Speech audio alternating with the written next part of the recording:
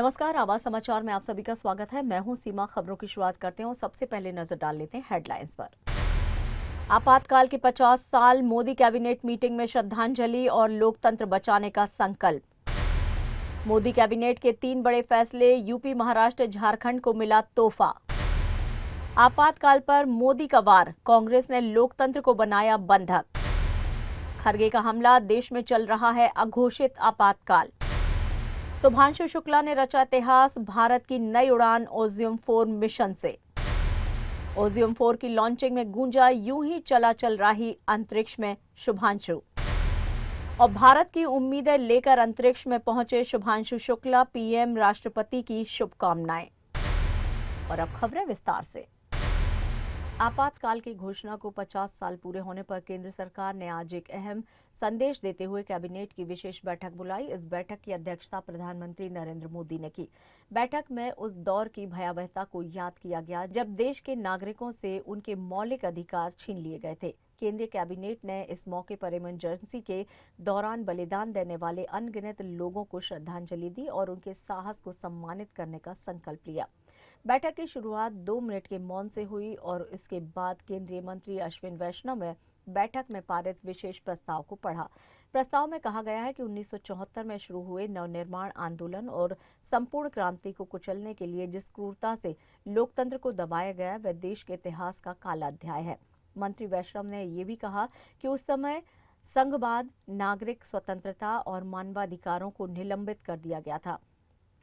Cabinet ने दोहराया कि भारत की जनता संविधान की भावना और लोकतांत्रिक मूल्यों में अटूट विश्वास रखती है और सरकार इस विश्वास की रक्षा के लिए प्रतिबद्ध है। इस पूरी कवायद को न केवल श्रद्धांजलि बल्कि एक चेतावनी के रूप में भी देखा जा रहा है कि लोकतंत्र की कीमत हमेशा चुकानी पड़ती है और इसकी रक्षा करना हर पीढ़ी की जिम्मेदारी बनती है।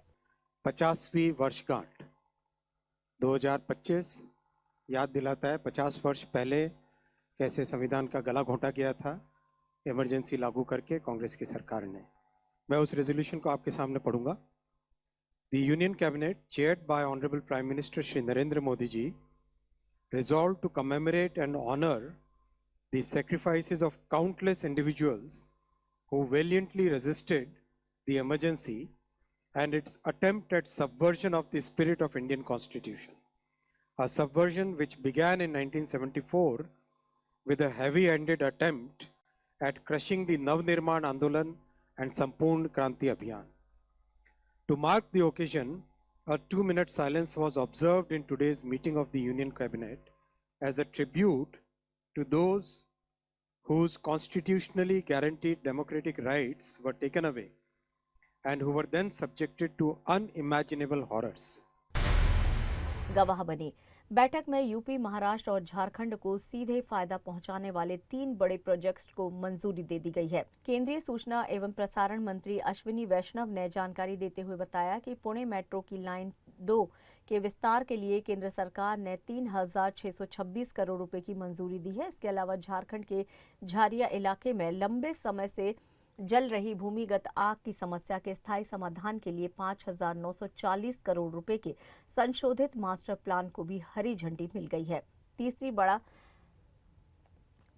तीसरा बड़ा फैसला उत्तर प्रदेश के आगरा को लेकर है, जहां 101 करोड़ रुपए की लागत से एक अंतर्राष्ट्रीय आलू अनुसंधान केंद्र स्थापित किया जाएगा, जिससे कृषि क्षेत्र में नवाचार और उत्पादन क्षमता बढ़ाई जा सकेगी। कैबिनेट बैठक में भारतीय वायुसेना के ग्रुप कैप्टन सुधांशु शुक्ला के अंतरिक्ष मिशन को लेकर भी प्रस्ताव पढ़ा गया।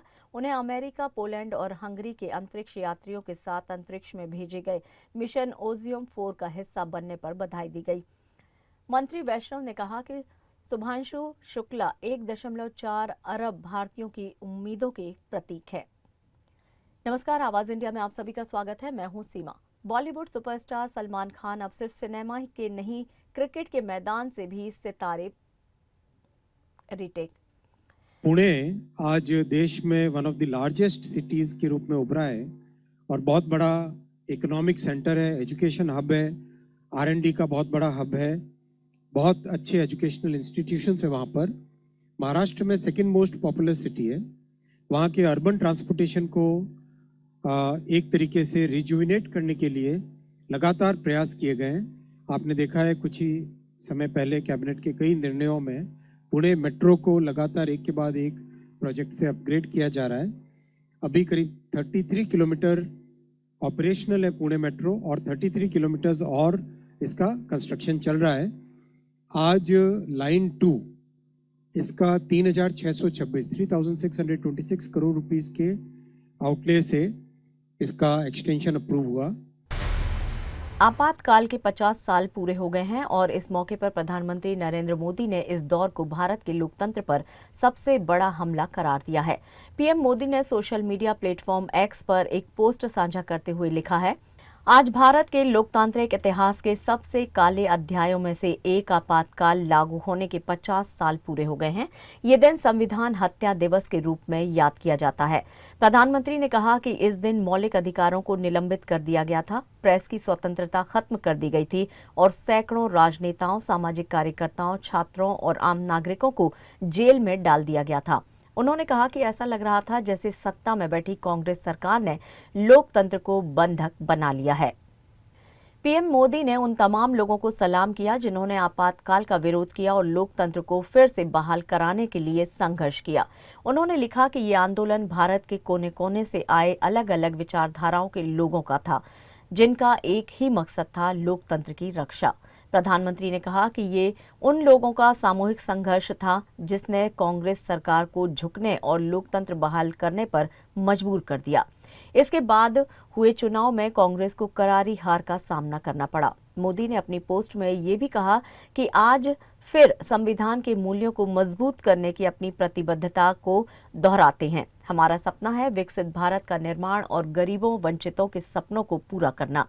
इस मौके पर प्रधानमंत्री ने खुद के अनुभवों पर आधारित एक किताब का भी जिक्र किया, the emergency diaries, years that forged a leader.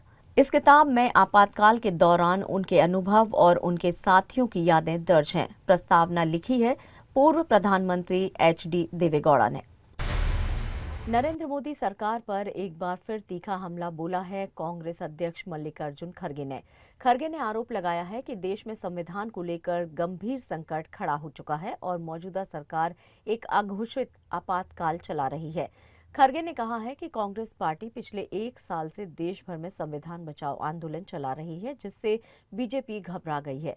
उन्होंने तीखा तंज कसते हुए कहा कि जिन लोगों ने संविधान निर्माण में कोई भूमिका नहीं निभाई, जिन्होंने स्वतंत्रता संग्राम में हिस्सा नहीं लिया, जो संविधान की कॉपी जलाने वालों में शामिल थे, वही आज कांग्रेस को संविधान का भाषण दे रहे हैं। खड़गे यही नहीं रुके। उन्होंने कहा कि मोदी सरकार अपनी नाकामियों पर पर्दा डालने के लिए रोज नए नारे और कार्यक्रम चला रही है। खड़गे ने देश की मौजूदा स्थिति को लेकर भी मोदी सरकार को घेरा।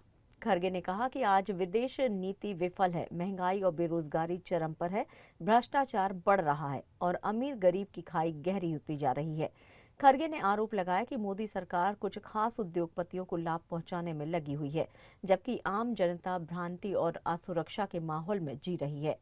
सांप्रदायिकता के बढ़ते मामलों पर भी खड़गे ने चिंता जताई और कहा कि देश को जानबूझकर बांटने की कोशिश हो रही है। खड़गे के मुताबिक ये सरकार ना तो संविधान की इज्जत करती है और ना ही संसद की गरिमा की परवाह ही। संविधान बचाव की बात अब कर रहे हैं। इमरजेंसी 50 साल होने के बाद इमरजेंसी का फिर से वो बार बार दोहरा रहे हैं। जो चीज को सभी ने भूल दिया था और ये जो चीज समाप्त हो गई थी, इसको उछालने के लिए वो फिर कोशिश कर रहे हैं। जिनका देश की आजादी के आंदोलन में कोई योगदान नहीं रहा और जिनका संविधान निर्माण में कोई योगदान नहीं रहा, उनके कोई लोग इस संविधान को बनाने में कोऑपरेट नहीं किए, तो हमेशा संविधान के खिलाफ बात करते गए और जो संविधान बाबा साहब अम्बेडकर, पंडित जवाहरलाल नेहरू जी और सभी ने, कांग्रेस के नेताओं ने कॉन्स्टिट्यूंट असेंबली में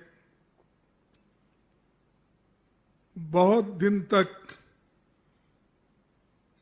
बहस करके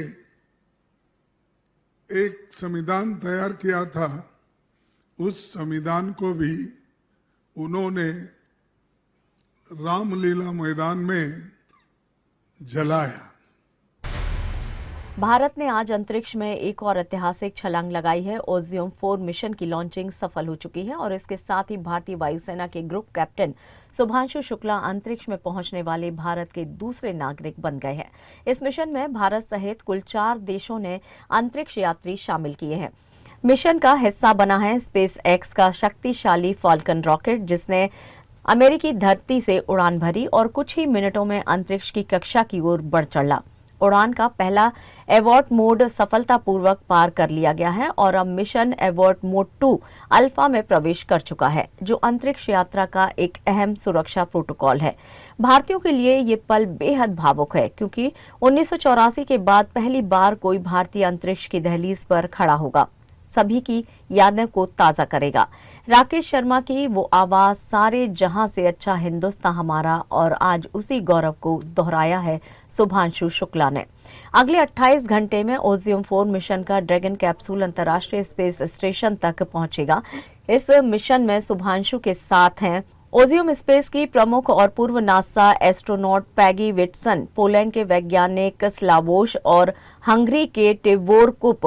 ये चारों मिलकर 31 देशों की ओर से 60 से ज्यादा वैज्ञानिक अध्ययन और एक्सपेरिमेंट को अंजाम देंगे। इसरो के अनुसार ये भारत के लिए एक नई पीढ़ी के मानव मिशन की शुरुआत है।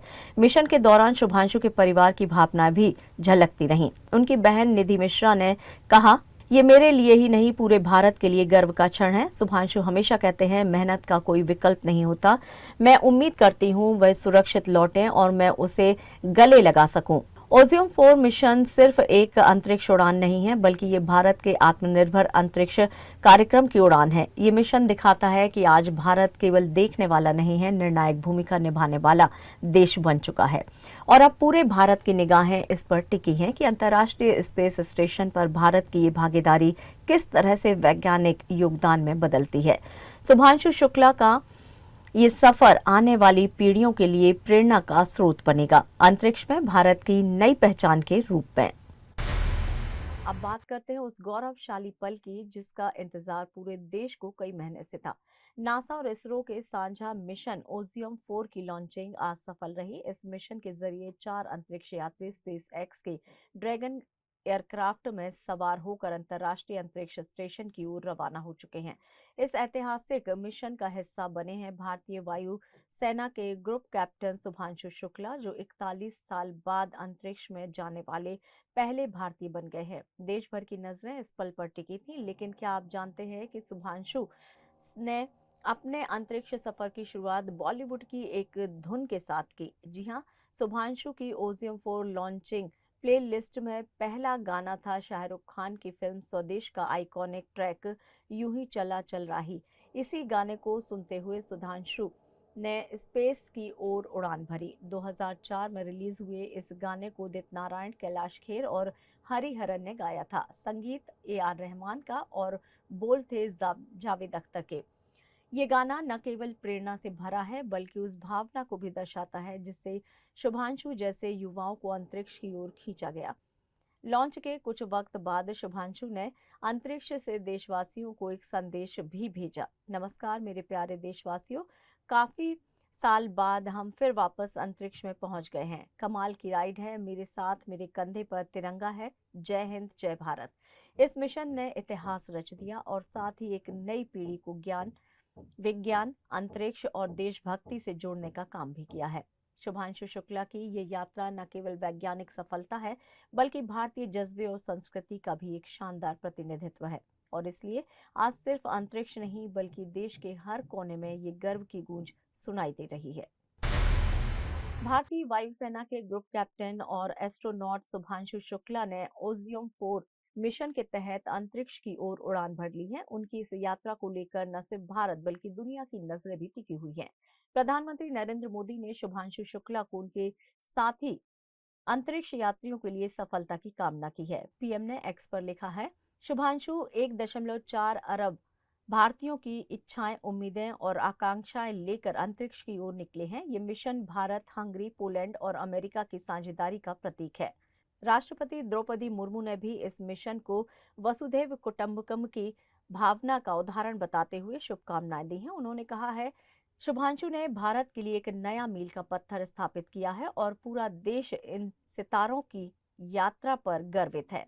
शुभांशु शुक्ला इसरो के महत्वाकांक्षी गगनयान मिशन का भी हिस्सा रहे हैं। 2019 में उन्होंने रूस के री गगारिन कॉस्मोनॉट ट्रेनिंग सेंटर से 1 साल की गहन प्रशिक्षण प्राप्त किया हुआ है और 27 फरवरी 2024 को प्रधानमंत्री मोदी ने उन्हें आधिकारिक रूप से भारत के अगले अंतरिक्ष यात्री के रूप में घोषित किया था। ओजियम 4 मिशन में शुभांशु के साथ अमेरिका के हंगरी, पोलैंड के अंतरिक्ष यात्री भी शामिल हैं। ये सभी अंतर्राष्ट्रीय अंतरिक्ष स्टेशन पर वैज्ञानिक अध्ययन और प्रयोगों की नई दिशा तय करेंगे। इस ऐतिहासिक मिशन ने एक बार फिर भारत की तकनीकी क्षमता, अंतरिक्ष विज्ञान में भागीदारी और वैश्विक सहयोग को एक नई ऊंचाई दी है। ये न केवल भारत के लिए बल्कि पूरी मानवता के लिए गर्व का क्षण है। आखिर में, जैसे शुभांशु ने अंतरिक्ष से संदेश भेजा था, कंधे पर तिरंगा है, जय हिंद, जय भारत। खबरों में यहाँ लेंगे एक छोटा सा ब्रेक। आप बने रहिए आवाज समाचार के साथ।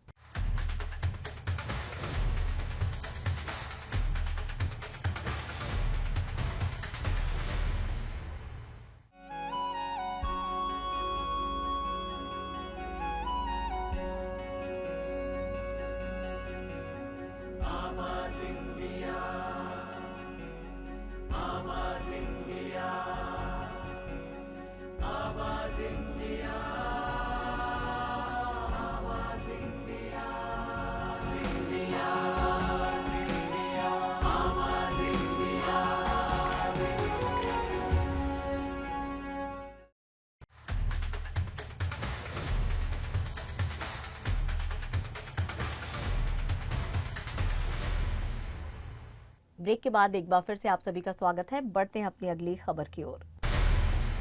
ऑपरेशन सिंदूर पर प्रधानमंत्री मोदी की तारीफ कांग्रेस सांसद शशि थरूर को भारी पड़ती दिख रही है। कांग्रेस अध्यक्ष मल्लिकार्जुन खड़गे ने इस मुद्दे पर तीखा तंज कसते हुए कहा है कि कुछ लोगों के लिए पीएम मोदी पहले हैं, जबकि कांग्रेस के लिए देश पहले है। उनका ये बयान सीधे सीधे शशि थरूर पर निशाना माना जा रहा है। वो वैसा लिखेंगे, उसके बारे में हम अपना दिमाग खराब नहीं करना चाहते या उसमें हमारा दिमाग लगाना नहीं चाहते। हमारा एक ही टारगेट है, देश में यूनिटी रहो, देश की सुरक्षा रहे और देश के लिए हम लड़ते रहेंगे। पहले भी हम लड़े हैं, आगे भी हम लड़ेंगे। किसी के बात के ओर ध्यान देने की जरूरत नहीं। खड़गे ने आगे कहा है कि शशि थरूर की इंग्लिश बहुत अच्छी है, इसी वजह से उन्हें कांग्रेस वर्किंग कमेटी का सदस्य बनाया गया है। वहीं थरूर ने भी पलटवार करते हुए एक्स पर अपने सोशल प्लेटफॉर्म पर लिखा है, उड़ने के लिए इजाजत मत मांगो, पंख तुम्हारे हैं और आसमान किसी का नहीं। थरूर के इस पोस्ट को पार्टी नेतृत्व को संदेश देने की कोशिश माना जा रहा है। कांग्रेस पार्टी के राष्ट्रीय अध्यक्ष मल्लिकार्जुन खड़गे ने यह भी कहा कि जब पूरा विपक्ष पहलगांव आतंकी हमले के बाद सेना के साथ खड़ा था, तब भी कुछ लोग मोदी की ही तारीफ कर रहे थे। साथ ही उन्होंने चुनाव आयोग को लेकर भी निशाना साधते हुए कहा कि वो मोदी सरकार के अधीन कठपुतली बन गया है। इस पूरे घटनाक्रम से कांग्रेस के अंदर गुटबाजी और विचार मतभेद एक बार फिर से उजागर हो गए हैं। पश्चिम बंगाल की मुख्यमंत्री ममता बनर्जी ने एक बड़ा आरोप लगाते हुए दावा किया है कि बंगाली बोलने वाले मजदूरों को बीजेपी शासित राज्यों में बांग्लादेशी कहकर निशाना बनाया जा रहा है। ममता ने राजस्थान का हवाला देते हुए कहा कि करीब 300 से 400 मजदूरों को एक इमारत में कथित रूप से कैद कर दिया गया, जबकि उनके पास सभी वैध दस्तावेज मौजूद हैं। सीएम ममता ने तीखा सवाल उठाते हुए कहा कि क्या इस देश में अब बांग्ला भाषा बोलना जुर्म बन गया है। उन्होंने कहा कि ये व्यवहार अस्वीकार है और इससे लाखों बंगाली मजदूरों की सुरक्षा पर सवाल खड़े हो रहे हैं। ममता ने ये भी स्पष्ट किया कि वो इस मुद्दे को सीधे प्रधानमंत्री नरेंद्र मोदी के सामने रखेंगी और उनका ध्यान इस ओर आकर्षित करेंगी। उन्होंने ये भी कहा कि भाषा, क्षेत्र या पहचान के आधार पर नागरिकों के साथ भेदभाव न सिर्फ असंवैधानिक है बल्कि ये देश की एकता को भी चुनौती देता है। ममता बनर्जी के इस बयान के बाद राजनीतिक गलियारों में भी हलचल तेज हो गई है और अब निगाहें टिकी हुई हैं कि केंद्र सरकार इस पर क्या रुख अपनाती है। जम्मू कश्मीर से एक बड़ी खबर आ रही है, जहां भारी बारिश और भूस्खलन के विख्यात वैष्णो देवी यात्रा को कुछ समय के लिए रोक दिया गया था। मौसम विभाग ने पहले ही 5 दिन के लिए आंधी और बारिश का अलर्ट जारी कर दिया था और अब उसका असर देखने भी लगा है। कटरा से वैष्णो देवी मंदिर की ओर जाने वाला हिमकोटी मार्ग तेज बारिश और भूस्खलन की चपेट में आ गया है। भारी मलबा रास्ते पर जा गिरा है, जिससे पैदल आवाजाही रुक गई है। बैटरी कार, केबल कार और हेलीकॉप्टर सेवाएं भी अस्थायी रूप से बंद कर दी गई हैं। इससे यात्रा पर निकले श्रद्धालुओं को परेशानी का सामना करना पड़ रहा है। हालांकि प्रशासन और बचाव दल की तत्परता से हालात को ज्यादा बिगड़ने नहीं दिया गया। करीब 1 से 1.5 घंटे के भीतर मलबा साफ कर दिया गया और मार्ग को फिर से श्रद्धालुओं के लिए खोल दिया गया है। खुशखबरी ये रही कि वैष्णो देवी यात्रा का दूसरा वैकल्पिक मार्ग खुला था, जिससे कई श्रद्धालु बिना रुके अपनी यात्रा जारी रख पाए।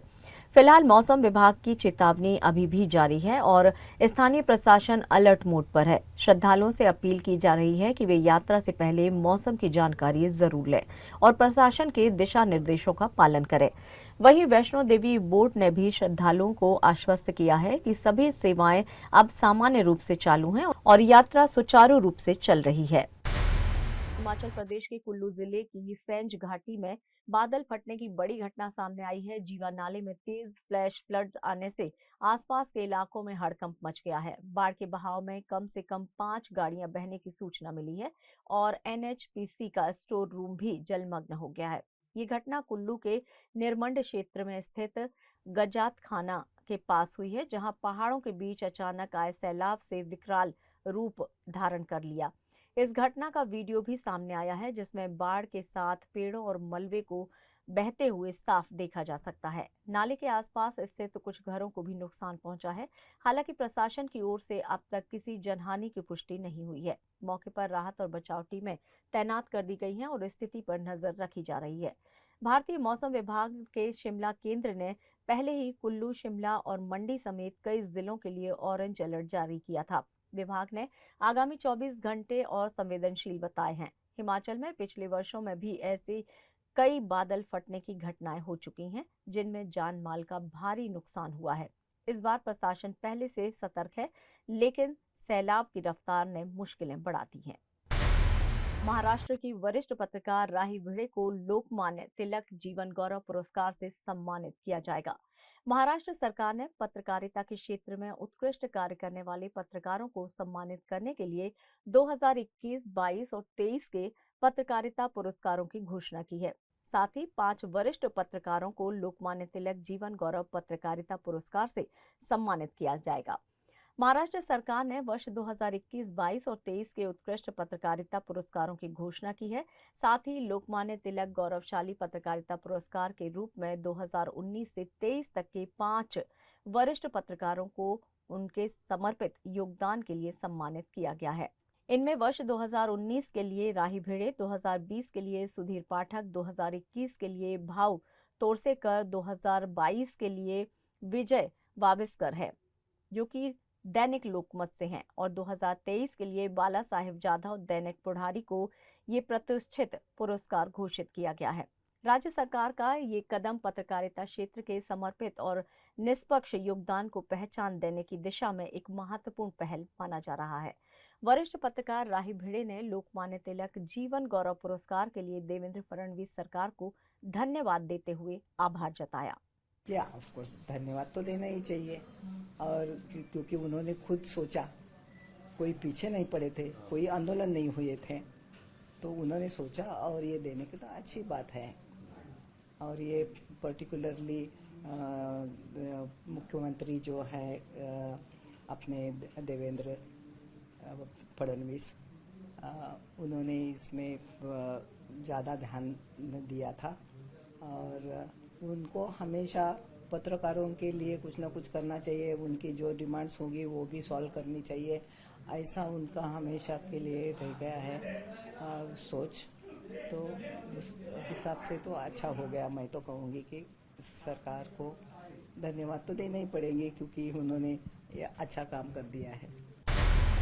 बड़ी खबर आ रही है मुंबई से। बॉम्बे हाई कोर्ट से 2024 विधानसभा चुनाव से जुड़ी बड़ी खबर है। विधानसभा चुनाव में वोटिंग खत्म होने के बाद अचानक बड़े वोटों को लेकर दाखिल की गई याचिका बॉम्बे हाई कोर्ट ने खारिज कर दी है। वंचित बहुजन अघाड़ी के पदाधिकारी चेतन अहिरे की याचिका पर कोर्ट ने आज फैसला सुनाया। याचिका में दावा किया गया था कि कई सीटों पर उपलब्ध मतदाताओं से ज्यादा वोट पड़े और आखिरी घंटे में अचानक से 76 लाख वोट दर्ज किए गए। लेकिन जस्टिस गिरीश कुलकर्णी और जस्टिस आरिफ डॉक्टर की खंडपीठ ने इस याचिका को खारिज कर दिया है। 2024 में महाराष्ट्र की 288 विधानसभा सीटों पर चुनाव हुए, लेकिन चुनाव खत्म होने के बाद एक याचिका में आरोप लगाया गया कि 19 सीटों पर उपलब्ध मतदाताओं से ज्यादा वोट दर्ज किए गए। याचिका में सवाल उठाया गया है कि मतदान समाप्ति के बाद अचानक से 76 लाख वोट कैसे जुड़ गए, जो पहले की कुल आंकड़ों से मेल नहीं खाते। वंचित बहुजन अघाड़ी के चेतन अहिरे ने ये याचिका दाखिल की थी और उनकी तरफ से प्रकाश आंबेडकर ने याचिका में लगाए गए आरोपों को लेकर पक्ष रखा था। ये मामला जस्टिस गिरीश कुलकर्णी और जस्टिस आरिफ डॉक्टर की खंडपीठ के सामने सुनवाई के लिए आया था, लेकिन बॉम्बे हाई कोर्ट ने आज फैसला सुनाते हुए याचिका को खारिज कर दिया। मिली जानकारी के अनुसार आदेश की पूरी प्रति मिलने के बाद याचिकाकर्ता अब अपना पक्ष क्या रखते हैं, ये देखना दिलचस्प होगा। और यहाँ पर लेंगे एक और छोटा सा ब्रेक। आप बने रहिए हमारे साथ।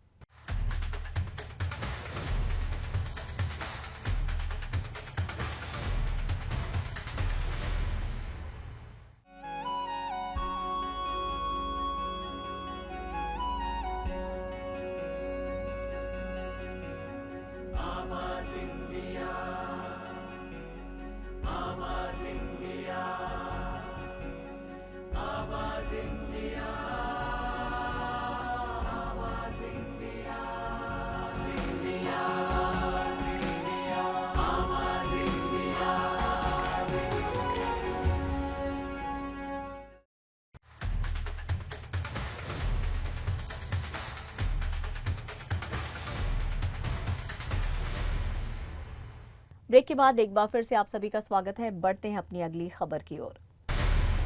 हेरा फेरी 3 को लेकर फैंस के बीच बेसब्री बनी हुई थी, लेकिन अब इस फिल्म से परेश रावल के अलग होने की खबर ने सबको चौंका दिया है। फिल्म में अक्षय कुमार और सुनील शेट्टी के साथ परेश रावल की जोड़ी एक बार फिर दिखने वाली थी, लेकिन अब बाबूराव नहीं दिखेंगे। एक्स पर पोस्ट करते हुए परेश रावल ने साफ कहा है कि उनका फिल्म से अलग होना किसी क्रिएटिव विवाद की वजह से नहीं है। उन्होंने कहा कि फिल्म मेकर से उनके अच्छे संबंध हैं और प्रियदर्शन के लिए उनके मन में इज्जत और विश्वास हमेशा रहेगा। फैंस के साथ ही सोनाक्षी सिन्हा ने भी इस फैसले पर दुख जताया है। सोनाक्षी ने कहा कि मैं हेरा फेरी को परेश रावल के बिना सोच भी नहीं सकती। उनका होना इस फ्रेंचाइजी की जान है।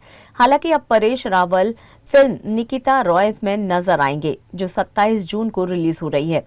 इस फिल्म में सोनाक्षी के साथ स्क्रीन शेयर करना उनके लिए भी एक खास अनुभव रहा। हेरा फेरी फिल्म साल 2000 में आई थी, जो एक कल्ट क्लासिक बन चुकी है, और इसके तीसरे भाग में बाबूराव का बाहर होना फैंस के लिए बड़ा झटका है। अब सवाल यही है कि क्या इस बार बाबूराव के बिना चलेगी हेरा फेरी। बॉलीवुड सुपरस्टार सलमान खान अब सिर्फ सिनेमा के नहीं बल्कि क्रिकेट मैदान के भी सितारे बन गए हैं।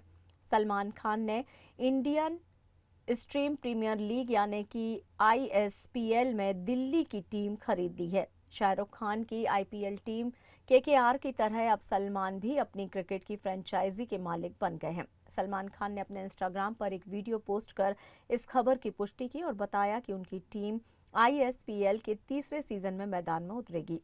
इस टूर्नामेंट में टेनिस बॉल से 10 ओवर का क्रिकेट खेला जाता है और ये लीग तेजी से लोकप्रिय हो रही है। गौरतलब है कि सलमान इस लीग में एंट्री करने वाले पहले सितारे नहीं हैं। इससे पहले अमिताभ बच्चन मुंबई, अक्षय कुमार श्रीनगर, ऋतिक रोशन बेंगलुरु, रामचरण हैदराबाद, सूर्या चेन्नई और सैफ अली खान कोलकाता की टीम के मालिक बन चुके हैं। ISPL सीजन 3 का आधिकारिक शेड्यूल भले ही अभी सामने नहीं आया हो, लेकिन रजिस्ट्रेशन प्रक्रिया शुरू हो चुकी है और उम्मीद की जा रही है कि ये टूर्नामेंट इस साल के अंत या फिर 2026 की शुरुआत में खेला जाएगा। अब देखना दिलचस्प होगा कि फिल्मी दुनिया का भाईजान क्रिकेट के मैदान में कितनी बड़ी पारी खेलता है। बॉलीवुड सुपरस्टार सलमान खान एक बार फिर से सुर्खियों में है। इस बार किसी फिल्म को लेकर नहीं बल्कि अपनी नई बुलेट प्रूफ कार को लेकर। रिपोर्ट्स के मुताबिक सलमान ने मर्सिडीज बेंज की मेबैक GLS 600 SUV का बुलेट प्रूफ वर्जन खरीदा है, जिसकी कीमत 3.5 से 4 करोड़ रुपए के बीच बताई जा रही है। खास बात यह है कि भारत में इस मॉडल की बुलेट प्रूफ यूनिट खरीदने वाले सलमान खान पहले व्यक्ति हैं। सलमान इससे पहले भी 2 बुलेट प्रूफ कारें इस्तेमाल कर चुके हैं, टोयोटा लैंड क्रूजर और निसान पेट्रोल SUV। उनकी सभी कारों में हाई सिक्योरिटी फीचर्स हैं, जैसे bomb alert system, bullet resistance glass, tinted windows और आर्म्ड बॉडी शील्ड। दरअसल गैंगस्टर लॉरेंस बिश्नोई गैंग से मिल रही जान से मारने की धमकियों के बाद सलमान ने अपनी सुरक्षा और मजबूत करने का फैसला लिया है। हाल ही में उनकी कुछ तस्वीरें और वीडियो वायरल हुए, जिनमें वो इसी नई कार में नजर आए। इस बीच सलमान खान जल्द ही टीवी पर वापसी भी करने जा रहे हैं। उनकी फिल्म सिकंदर बॉक्स ऑफिस पर कुछ खास कमाल नहीं दिखा सकी, लेकिन अब वे एक बार फिर से बिग बॉस सीजन 19 के साथ अगस्त से दर्शकों के सामने लौट रहे हैं। फैंस उनकी वापसी को लेकर खासे उत्साहित हैं। और फिलहाल आवाज समाचार में इतना ही। आप देखते रहिए आवाज इंडिया। नमस्कार।